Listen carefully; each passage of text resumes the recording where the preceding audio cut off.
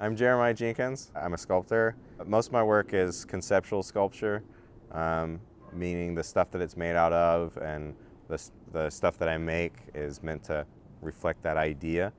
I always deal with issues of humanity and society and trying to figure out, sort of from a philosophical perspective and anthropological perspective, like what's wrong with us? Like why are we the way that we are? Where do we come from? And what's, going to come in the future? One of the things that struck me when I first toured the Internet Archive was just the concept of trying to preserve this temporary thing for the future.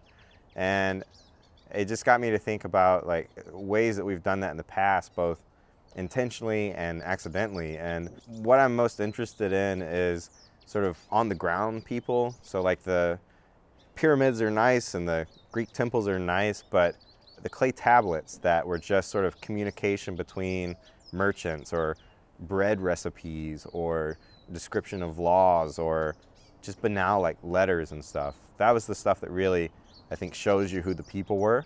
So I decided to kind of borrow what the Internet Archive does and do my own version. So I took internet pages and made stamps and pressed them into clay tablets. And it's 13 different websites that I feel like reflect different parts of who we are right now. Once I had these clay tablets, I took them and buried them throughout California. Most of them were above sea level.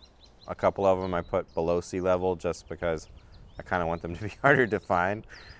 But just thinking about how to leave pieces of who we are now for civilizations, thousands of years in the future.